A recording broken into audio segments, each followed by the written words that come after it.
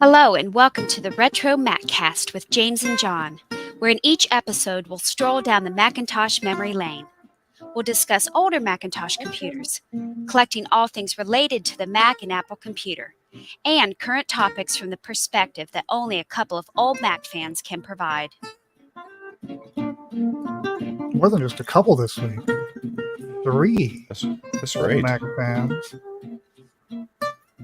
We welcome Joe from Joe's Computer Museum to the show. Joining us for the whole episode. This is fun. How are we all doing tonight, everybody? I'm doing fine. Good. Excellent. I'm doing great since I got that awesome news from you. So Yes, awesome news, and we like awesome news here at Absolutely. RetroMacCast, don't we? That's Yes. why Joe's here to join us. But we're gonna save that for kind of the middle segment, right? But let's right. record this show like for real. Enough for the rehearsal. For reals, yo. And let's go ahead and record in 3, 2, 1. Welcome to the Retro Maccast with James and John. This is episode 663 for October 9th, 2023. Good evening, John, and good evening, Good evening, Joe. Hello, James. everyone. Good evening, Joe. That's Joe from Joe's Computer Museum. Yes. Joe has been on the show, I want to say a couple of times. And I think each 2 or time 3 you've been times, on the show, well, yeah, that's right. You jumped in on the end of the last show Mhm. on the YouTube stream. But I think I've missed like all your shows. I don't know that I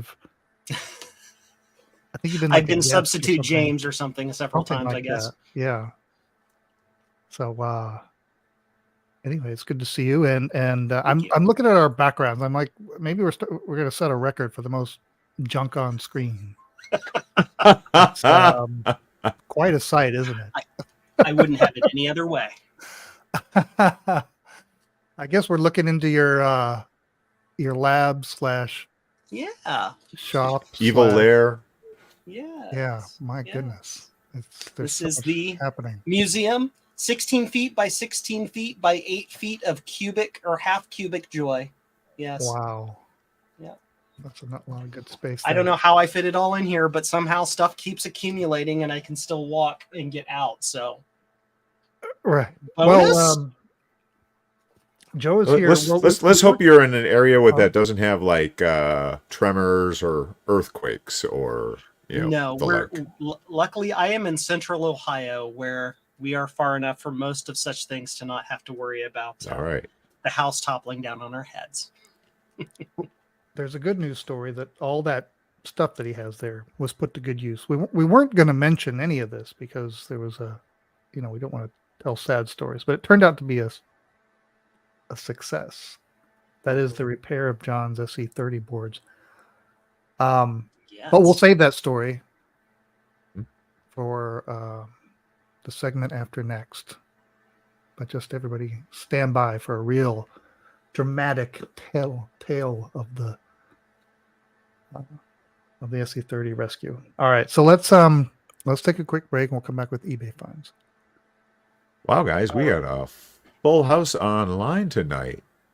Mhm. How many? Michael, 600? Trina, Javier. Everyone I made wants to sure know. to Right. tweet did it it. out on all of the places. So. Oh, Micro hobbyists. Wow. About your Hello, fan everyone. club. Retro techie. okay. Fantastic. Let's see. Is that what I want to do? No, that's not what I want to do. eBay. What's the right? There it is. That's the one. Okay. Let's go in 3, 2, 1. Time now for eBay finds. Last week there was the Mac Be Cool, a very clever version of the fans for these classic Macs. Take the heat off your Mac. Not aesthetically. No, it's kind of a mess. It looks like a malformed Macintosh beret. If I had to classify it as something. Well, that one's still available for the buy it now of $98. Then we had the 2VX advertised as sealed in the original box. although it looks like it kind of was opened. And so you kind of had to take their word for it that they didn't just reseal it. Sure. But it did look clean, and it did have all the packaging. And this one sold. Oh my gosh! Wow, 4 bids took this up to. Any guesses, gentlemen? 2,400. Ooh, yikes! I have no idea. How about you, John? Closest, but not going 800. over 800. Well, somewhere in the middle there. $1,364, which $1, Bob. it's not the 2VX isn't that notable of a model, and it wasn't like so sealed that I mean, there's some little bit of doubt there, but it seems like a lot of money for a 2VX, even in great condition. Yeah. I mean, it had to be just because it came with all the stuff, right? I mean, Still, yeah. it's a Still, 2VX. it does seem, yeah. All right. And the Power Mac G3, the tower with keyboard and mouse and the 17-inch The monitor. CRT studio display, yes. The full thing. Yeah. Full thing. Love This it. one's still available. Love Buy it. it now. $4.99. And the base of the monitor isn't shattered into 3 pieces, so that's good. Wait, is that a problem with those? I thought those polycarbonate plastics held up a lot better. Maybe I'm thinking of a different unit then. Okay. Yeah. I mean, those things are heavy, though. I mean, there's a lot of weight on those little tiny spindly legs. So. All right.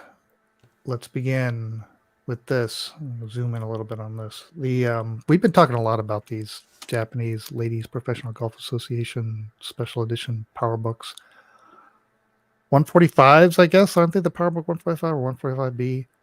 This and one a lot says of it's a them are. PowerBook 170. Oh, they're 170. Yeah, that's right. I don't know why I was thinking 145. The ones we have been seeing have been listed for a lot of money. This one is being listed for a starting bid of $1. Yes, $1, Bob. So is that I don't know if I've seen the bag before. Is that like an actual Apple branded bag? I can't quite tell in the picture. Yeah, it has a little Apple logo on it. It kind of looks like it's official. Huh. Let's see. We'll look to the pictures here. See if there's any pictures of the bag. I don't see any pictures of the No, bag. I didn't see any. Yeah. This is being sold by a seller that looks 100% positive feedback with 9,995 ratings. Seems pretty legit. Ships from Seattle, Washington. They say it works. There are no bids right now, and it still has those 6 days and 21 hours to go. So one thing weird about this auction, though, is it on the top here, it only has place a bid. It doesn't have a buy it now price. However, down in the text, it's got the buy it now prices $4,140. Yeah, how does that work exactly? I do not know. Maybe they just posted their auction incorrectly, which could be a windfall for yes. bidding on this. They might get it for half price. Yeah, I'm trying to remember what these have gone for, but yeah, they do go into the thousands of dollars. Very rare. I don't even know what the numbers are, like how many of these were produced, but they are very rare. Well, this will be a great one to watch because we have assuming they don't relist it and correct this, that it is actually a starting bid for $1. We'll get to see what the real value is. So absolutely, we'll check in next week. All right, moving on. All right, next up we have a Macintosh Classic 2, fully recapped. I think max 10 meg of RAM, 40 meg hard drive. It's got nice pictures of it running. It looks good. And let's see here. Yeah, bright CRT, very few scratches, freshly recapped logic board and analog board. The onboard PRAM battery has been replaced with a MacBat, and the CR. Oh yeah, is that one of the ones that Ron McAdams does? I wonder. There are multiple solutions out there. Ron Got does Okay. make one. Yeah. All Not right, that cool. one though. Got it. Oh, yeah. Okay. Yeah. There's pictures. Okay, great. Buy it now price only $305. It's for us shipping from Missouri would be about $70 to us in Florida. They do say that they will make sure it is boxed, double boxed, with peanuts and bubble wrap. So Mhm. this person As- knows how to ship this at least. For those who are lucky enough to be watching this on YouTube, they're going to immediately see the atrocities on the recapping of that board and say $300 is too much. No, thank you. Oh, why? Yeah. Okay. Yeah. There are some leaded capacitors that were used to replace surface mounts, and that's Oh yeah. I mean, it's okay if So they're and it'll work, if they've been properly like glued down in place, they'll be fine. But yeah. But not the best solution, and certainly not aesthetic for sure. But they did get it running, and so hopefully it will survive. But what do you think of that price though? $305 to buy it now. I mean, not For bad. a classic 2? Yeah. Not Yeah. too bad. Yeah. All right. Well, All right. let's move on to What's this one. last then? Last, we have a Macintosh 2 with monitor. And let's see what we can learn from the description. It just says comes with keyboard, mouse, cables, some software. Batteries have been replaced. It is the monochrome display. And it has original boxes. Sold as is. You can see the pictures. Oh, yeah. Those boxes are definitely showing their age. But they're old boxes. But they're there. What do you expect? It looks like they've been taped and retaped, the monitor box especially. Show it up and running. Right. Looks pretty clean. Let's see if we can get some close-up pictures here of the case. Yeah, I mean, yes, the monitor does look nice and clean. Look beautiful.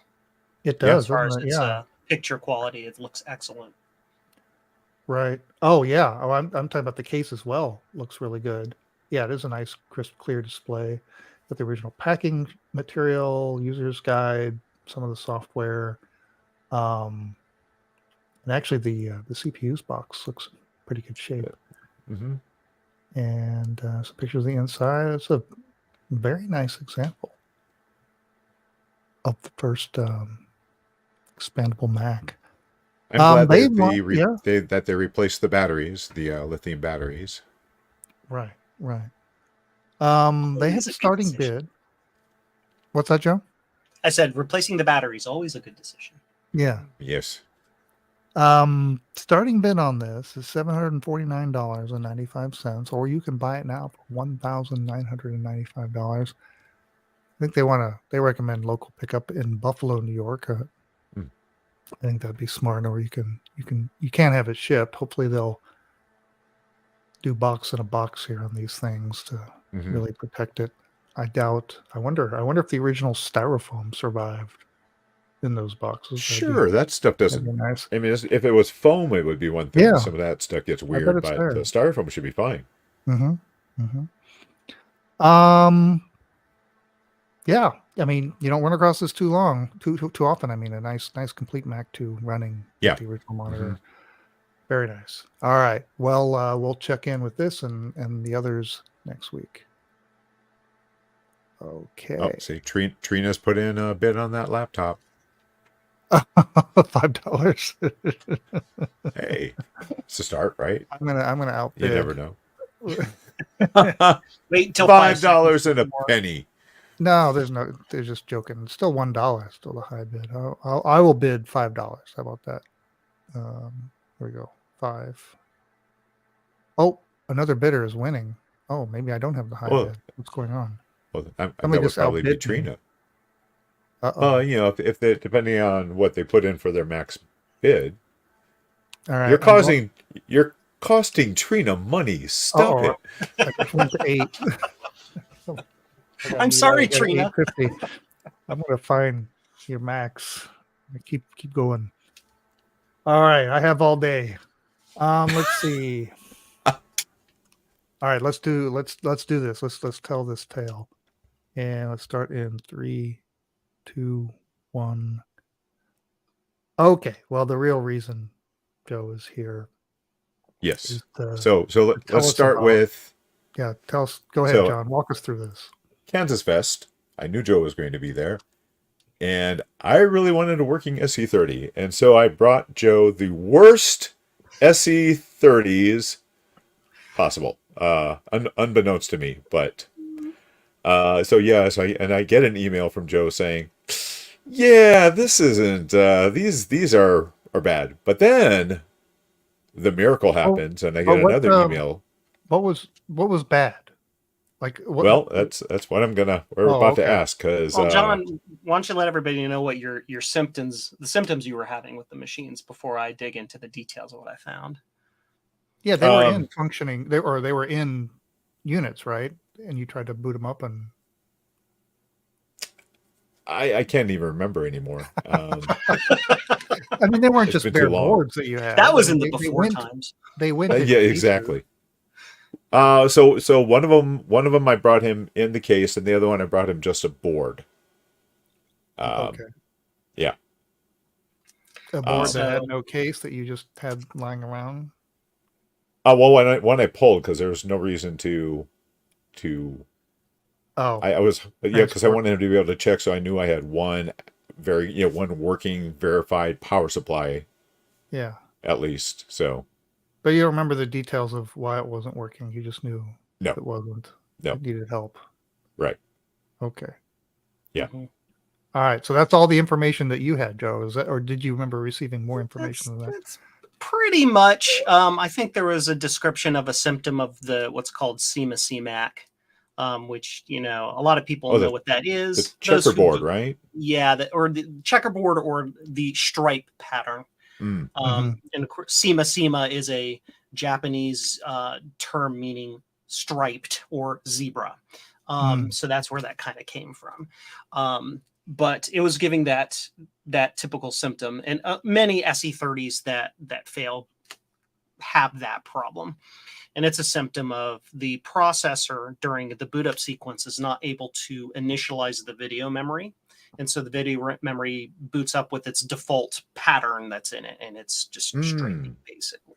I see. And so, I got both of the machines, and one had been previously recapped, and one was pristine. Well, pristine in air quotes. And the one that had been recapped was it had been done okay. It could have been done a little bit better, but everybody's at a different how can we say, a different phase on their repair journey. So it was. Oh, there we go. Like that. Yep. And But so I John, took that wasn't one you experimented with, was it? No. did you know I do what not you- do surface mount. No, I'm sorry. Did you know that it had been previously recapped? You're asking me questions that I can't Full answer. information. I don't I'll stop know. asking questions about the history He's of like, these boards. Joe, make fix, please. Make work. Make Make it happy work. go. But anyway, All right. so the lucky thing about both of these boards is that neither of them were battery bombed. Mhm. Again, for the newbies in the audience, the batteries, the parameter RAM, the settings batteries, CMOS batteries, whatever you want to call them, they use in these have the bad habit of barfing all over the place. And once they do that, the board is pretty much a goner. Now, battery bomb boards have been fixed, but luckily we were ahead of the schedule. So put them both on the bench. And on each board, the first thing I do is I clean them up and then look for just obvious stuff that's wrong. So when you're bad cleaning, stuff I know like you that. have like a giant Mhm. sonic cleaner. Mhm. So do you do so? I know one of the problems with these is the gunk that comes out of the capacitors. Do you do the like a vinegar to neutralize it first, or what's your no. method for cleaning? No, usually what I'll do when I do the cleaning is I will typically just, before even doing the repair or even removing capacitors, I will just throw the board in the ultrasonic cleaner and do a primary cleaning. And that just gets the crud out of the way, so I know what I'm looking at. Also, this stuff stinks. It's just nasty. It's slightly acidic, but it's not like, it's acidic like, it's less acidic than vinegar, less acidic than lemon juice. It's not that bad, but it's all about sitting there and the time it sits there on the board. The capacitors, they break, they leak, and that's what happens. So clean the boards, checked for obvious traces, and I fixed a couple of them. And then I booted them up, and both boards were giving me the exact same thing again, CMAC. They just bars, no working. And I went over both boards with a fine-tooth comb and just kept looking and kept looking and kept looking. I could not find any bad traces. And I found a couple of the chips where the electrolyte for the capacitors had kind of crept up the side of the pins. And if it gets past the package and into the chip, if it hits those gold bond wires, it's really the interface of the bond wire, because gold is, that capacitor goop is not going to kill gold at all, but it'll break that bond between the bond wire and the leads, and then that chip is bad. And I was hoping that wasn't the case. So then I took I will simply say a special secret document that I happen to have access to, that I'm not allowed to give out to the public yet because it's special, to help me identify all of the signals on the board. Is the CPU connected to everything? Are the RAM sockets connected to everything? Are the ROM sockets? All of that. Went through all of that, and everything tested fine on both boards. They were all connected. I'm like, it's got to be a bad chip. It has to be, because if the signals are there and it's not working, it's a chip. So, I sent the email. I'm like, hey, John, I think they're bad chips. I might be able to salvage parts from one to the other, but trying to figure out which chip is bad when it doesn't even get to the point to even try to do the fail bong, the do noise that it does.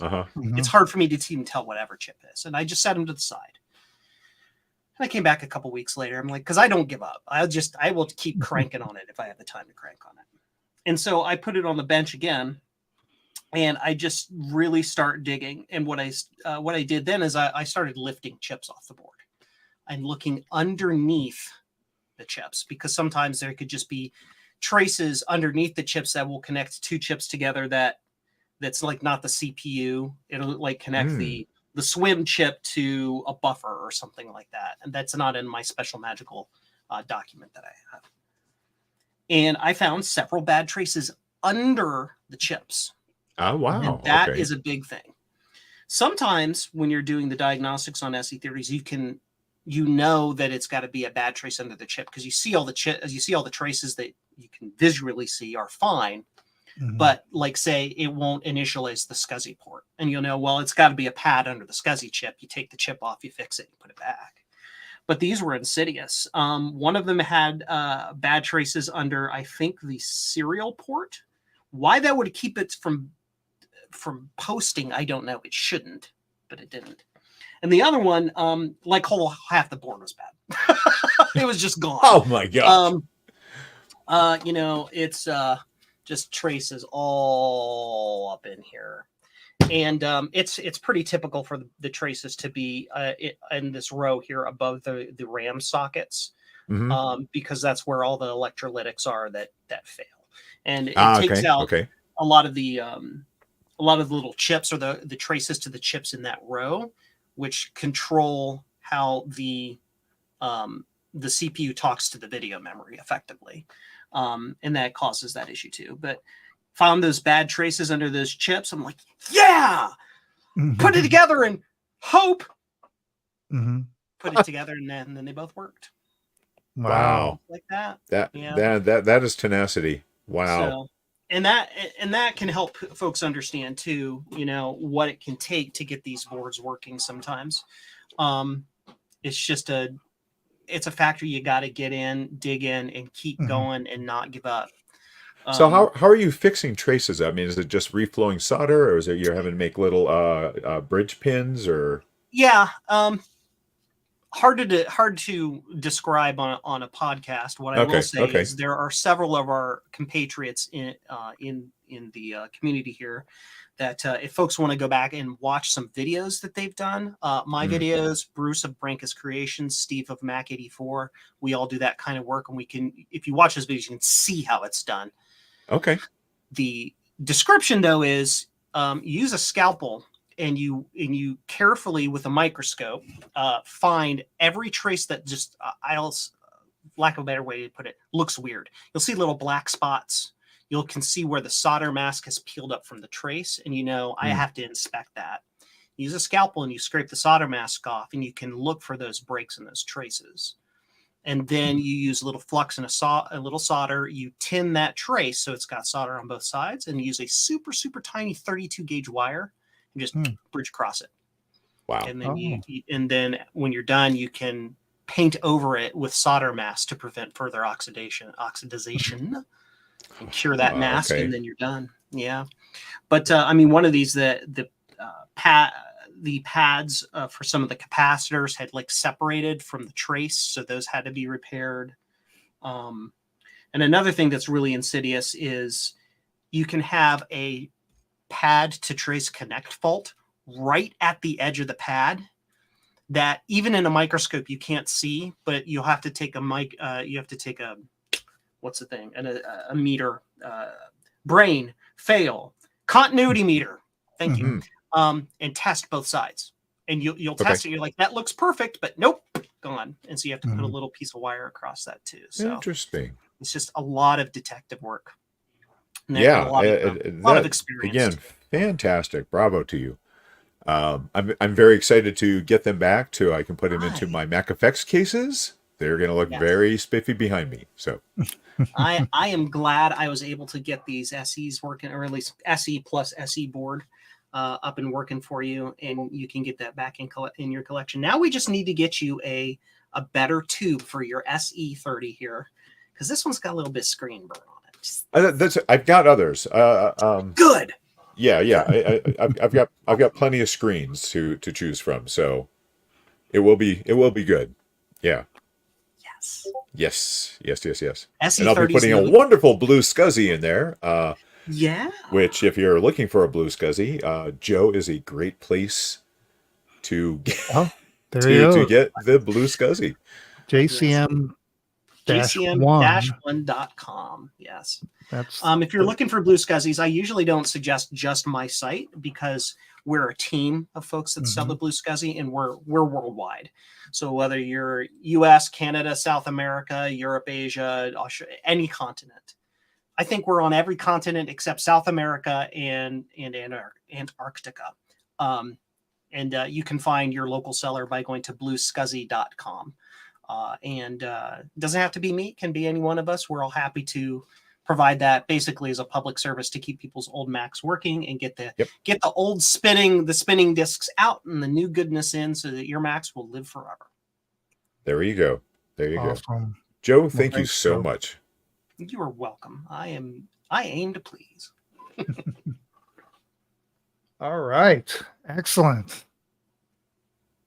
I noticed on your services on your website that you say you have a 6-month backlog. Is that still accurate? What's the quantity roughly of things, of different repairs that constitutes a 6-month backlog? Well, some of it's repairs, and some of it's I have a lot of projects that are not repair based that I've promised to people. I have a reverse engineering project I have to get done by the next K-Fest. I have 4 boards from Sean Fahey of the Kansas Fest Committee that need to be reverse engineered. I have a box of keyboards for Mac Effects that were factory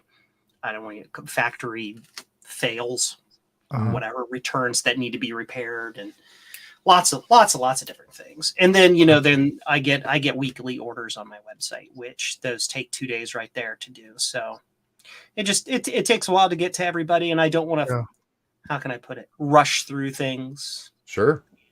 And do a bad job. So all right. Okay. Well, let's Oh, I ended the official recording. We were in do bonus time. you know what we're going to do next week? Well, we're going to do the Or news the show? first. No, I Oh, don't know. we need to do the news. Yeah, I totally We're about forgot. to do the news. We're gonna Okay, do the news. I'm trying to end it. It's almost my bedtime. Yeah. All right, let's do the news so John can get his views. Okay, let's go in 3, 2, 1. It's time for the news. Gosh, did you see these iPhone cases? Does this remind you of anything? Oh wow. Is it Spigen? SPIGEN.com has these original iMac inspired cases for your iPhone, and they even have the latest 15 Pro Nice. Max. Those are delicious. Yeah. They have it in Bondi blue, and they even I even have the picture there that shows it side by side Mhm. with an Mhm. original Mac. They also have it in graphite, right? And then ruby, which is Ruby. that is beautiful right there. I love that. I love when we have accessories for our new Apple products that give a nod to the past. Like Absolutely. Yeah. Yeah, perfect. Those are cool. I saw this article over on Apple Insider, how to run an Apple One on your Mac with Open Emulator by Chip Loader. Is that a real person or is that an AI? Seems Chip Loader. It's Kurt Loader's brother. This is a pretty good article talking about Apple One and how you emulate it. And I must have missed it. And John, I guess you had missed it too. But Yeah. the article refers to the way you can grab the emulator called Open Emulator off of archive.org and then run an Apple One as well as Apple IIs and 3s and all kinds of emulators from this thing that you just download with one click. Yeah, yeah. No going and finding the ROMs first or anything Yeah. like that. Right. Yeah. It's called Open Emulator. And here's the website at the Internet Archive. Cool. Have you ever seen this, Joe? I'm just seeing it now, and I'm like, yeah. Neat. Now you could always run like Apple software. Oh, sure. Yeah, there's tons of. Well, then there's also tons of actual, other emulators, but I had never run across this one before. Yeah. And so it's a little weird here. You to download this thing, you actually click on this link right here, download latest Open Emulator snapshot, and then that gives you an executable. And it'll run under Mac Silicon and or Apple Silicon and older hardware. And then you just have to get some disk images, which you can also get on archive.org, and boom. And so it emulates like all manner of Apple II, 3, and 1, including the two kind of the hardware emulators that have been built. What's the Oh yeah, the Brielle, Brielle. the Brielle. Yeah. Yeah. So those are there. So yeah, this great article. Oh, let me go back to the article.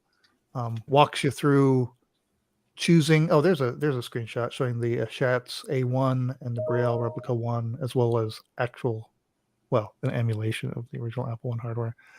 And then walks you through actually finding some Apple One software, which includes somebody wrote a version of Wordle for the Apple One called Wurple. And it's over there on GitHub. Yeah. Is it called? Yeah, Jeff Jetton wrote Wurple. And it's a text-based. I played it. It works pretty well. You have to remember what letters you guessed because it doesn't keep track for you. But other than that, it works just like the actual game. And yeah. Anyway, so there we go. Another way to relive old hardware. Doesn't require putting tiny little wires on a board.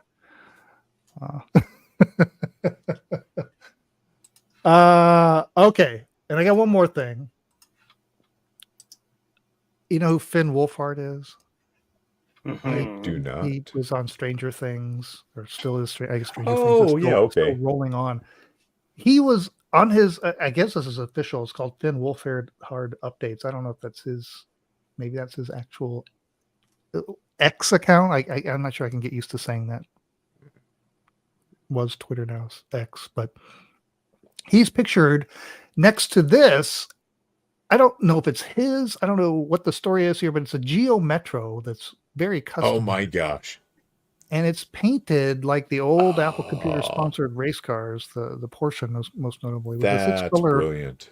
six color racing stripe down the side, the number 91, and a big 6-color Apple logo on the rear quarter panel there. And look at that picture. There's Finn kind of posing and pointing to the Apple logo. Pointing to the Apple logo, yeah. Which, of course, that logo and that version is way before his time. I think he was born after they got rid of it. But He was born 20 years after they got rid of that. Yeah. Yes. It's okay. We all start somewhere. But That's right. that is cool that somebody did that. Absolutely. I wish I knew the rest of the story. That's all I have. We have a picture of it. So anyway, but it's got the Apple Fantastic. computer and Modern Dictator written along the bottom. Oh man. Makes me happy. Gosh, yeah. Would be fun to. You should do that to your Metro, John. Oh, my Fiesta? Oh, that's right. It's a Fiesta. Yeah. I had a Geo Metro once, many years ago. I upgraded to a Fiesta. There's so much more room. All right. Well, anyway, we'll see if we can find out more information about that cool car. Okay, now we can talk about next week, John. All right. And I don't know. I don't have any ideas. Okay. Well, we'll have to. I didn't have anything. It'll be a surprise for both of us, I guess. Yeah, we'll figure it out in the week to come. Okay, so we'll just sign off, and let's do that in 3, 2, 1. All right, that's it for another episode of the RetroMacCast. Next week we will be back. Yes, we're both around, Yes. so I guess we'll do an Yes. episode. And we'll be back at 8 p.m. Central on Monday evening. Come join us live on YouTube if you can. And we thank Joe for joining us and saving John's SC30 boards. Woo-hoo. You can find Joe at jcm-1.com, where you can buy all kinds of cool stuff to help keep your retro Apple. You can buy computers things to running. keep your Apple go. Make Apple go. Yes. Make Apple Yes. go. And thanks for having me on tonight, guys. It was a blast as always. Thanks, Joe. Thanks again. you. Great information. All right. I guess that's it. And thanks everybody for joining us in the chat. And until next week, remember, it's not old. It's retro. Okay. Now we're off the clock. This is overtime. I see Steve Mac 84 is there. Make Apple go, Steve says. Yeah, what was it? The Star Trek, the Pac-Leds or whatever? Yeah. That was Yes. the joke I was trying to go for. I Uh-huh. don't That's what I figured. Was think we look for things that make us go, especially fiber. Oh wait, no, that's not a good joke. I don't expect to see that commercial anytime soon. Fiber One, Pac-Leds for Fiber One. Cracklin' Hope brand now from Pac-Led Planet. Is Anyway, that, hey Joe, is that a light bright behind you? What's No, in Joe there? makes those. yeah, that's a lead bright. That is a custom kit that you can purchase either with one of the pre-made logos. You can get an Atari logo, an Apple logo, or Commodore Chicken Lips logo, or you can actually purchase your own custom set of LEDs, and you get it as a kit and you build it yourself. Because nice. it has trademarks on it, so I can't sell it pre-made. Right. But yeah. Oh, okay. So. Yep. I wasn't paid to observe that on the wall. I had to ask. Product placement. Oh, I see how it is. I made the story comes all the way back to Kansas Fest 2019. I had made one out of cardboard as both my tie for the wacky tie contest and as my door sign for the door sign contest. And people were like, I need to have one of those. Do you sell them? I'm like, it's made out of cardboard and glue. No. But that was actually my first project and product that I sold on my website was those things. Oh, okay. I worked with what's his name? James J. Cox, Alex J. Cox as he goes by. He's like on the board of PCF East. And he helped me with the design and figuring out the 3D modeling and taught me a lot of stuff about how to do all that. And then I put it on the website and people liked it. So it's there. There you go. I sell like 2 a year now. It's like, because it's kind of expensive. It's really labor intensive to make it yourself. A lot of people don't want to, but it is what it is. Neat. All right. Very cool. Well, yep. I guess we'll call it an evening. And everybody in the chat, we'll see you next week, hopefully. Thanks for coming by. Thanks, everyone. This episode is brought to you by Joe's Light Bright. LED bright. Get it today. JC-1.com. All right. Well, bye, everyone. We'll play a little music and then stroll on out of here.